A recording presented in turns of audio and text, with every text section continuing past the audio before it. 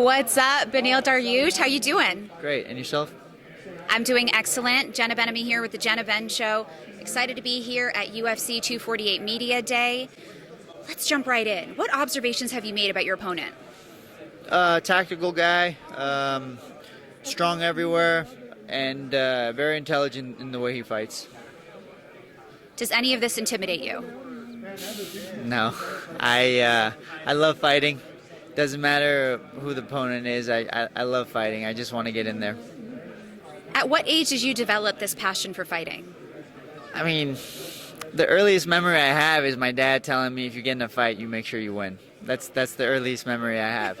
He says, didn't matter if you pick up a stone or a stick, whatever, you just make sure you win.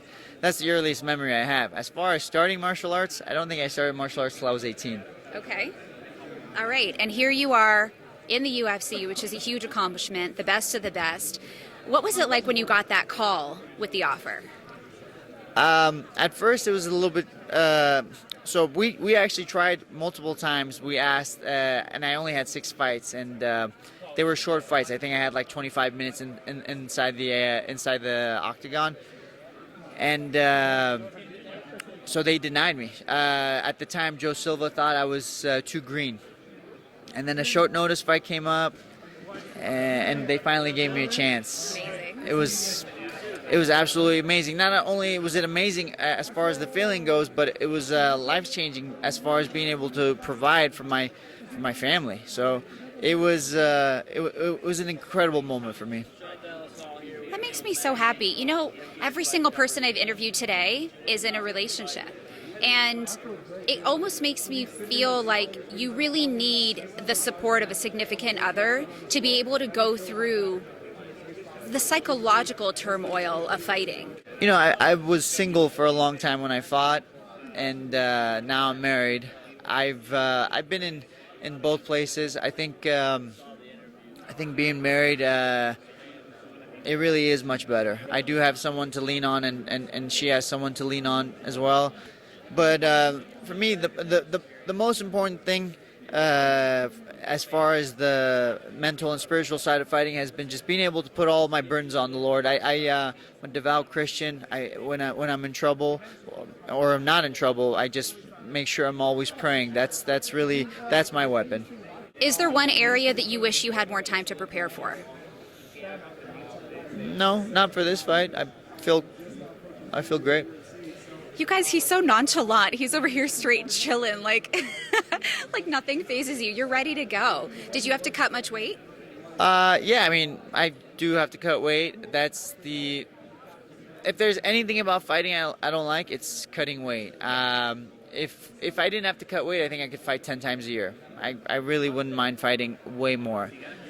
But I also know it's part of the sport, and just trying to do it the best that I can. The UFC's been super helpful. Having the PI here and having the team here, it's like having the UFC at full force. They've taken care of everything. I love hearing that. You know, being kind of fresh to the UFC media scene, it's been really nice to see, to hear the fighters talk about how supportive they are, you know, because you're out there and you're really putting your life on the line in that cage.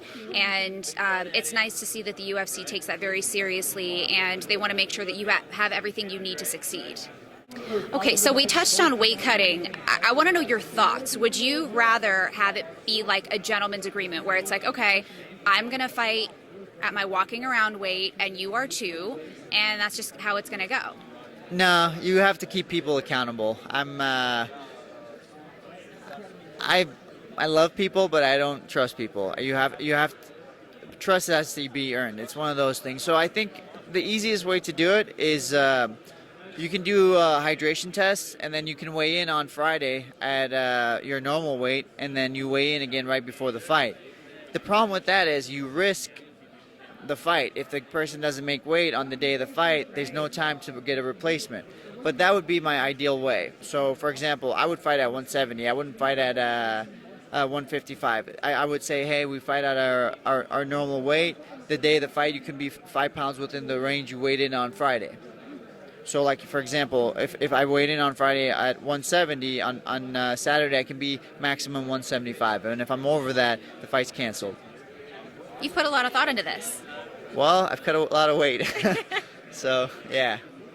As you're starving yourself and dehydrating yourself, you're sitting there thinking, how can we do this better? Basically, yeah.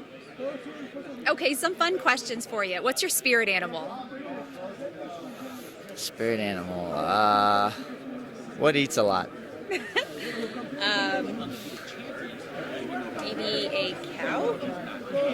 Cow. I was maybe a panda. I every time I see a panda, it's just eating. Yeah. Or a koala. It's a good life. Something lazy, man.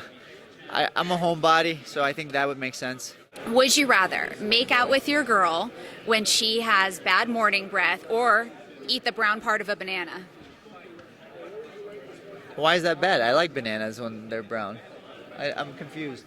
How is that? Okay, he's the only guy It's good that's for you. like, No, I'll it's good for take you. the brown. No, There's no, a different taste when it's brown. It's like mushy and it just... sweeter. It's definitely sweeter. Okay. All right. We got a live one, guys. I'll take both. How about that?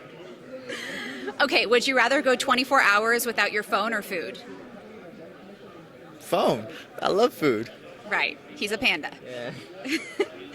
Okay. Would you rather hear your parents have sex or step on a Lego barefoot? Lego. Lego. All day, every day. All right. Would you rather a hot room with a light blanket or a cold room with a cozy blanket? I like to sleep cold, so I'll take the cozy blanket. What insights do you have for the thousands and thousands of fighters out there that are dying to be in your shoes right now? Wow. Makes me grateful and humbled when I hear that. Be consistent. Be consistent, have integrity, and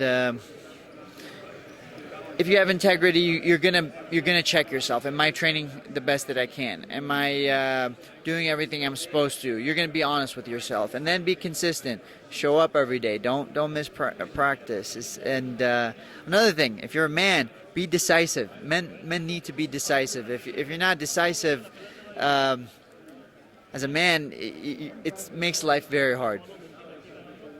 That's actually a really smart piece of business advice. You know, the most successful people are able to make very quick decisions and commit to them and have faith in them.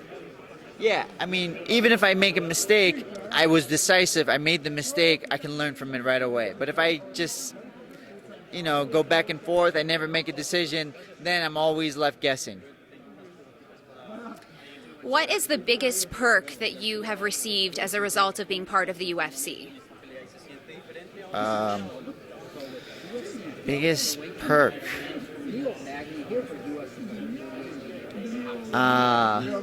Free food. They send us trifecta. I like trifecta. There's free PT. Man, there's a lot. There's a lot. Fight week, I feel like they just take care of us like we're children, which I kind of appreciate. I'm 30 years old, but to be taken care of like a child, it's a nice feeling. I can't complain about it. Not bad. Have you been offered any sponsorships? Yeah, I've had sponsorships thanks to being in the UFC. That's another thing. You're right. I don't work with too many sponsors. Obviously, I'm a little bit more laid back. I'm not too much into the whole trash talk game, so I'm not as big in the scene. But I'm grateful for where I am. Okay. Well, you're big enough to be a guest on the Jenna Ben Show. So if you find yourself in LA and you want to come, I interview a lot of combat sports athletes, and then I do a monthly dating segment, which is fun, but you're taken, so you won't be on that. But you have a one-on-one waiting for you, 400,000 listeners every week. So I wish you the best of luck. Thank you, and I'll be watching. Thank you. I appreciate it. We're neighbors. I'm in Orange County. Oh, okay. All right. He's definitely coming on the show. He doesn't have to fly in for it. All right. Good luck to you. Thank you.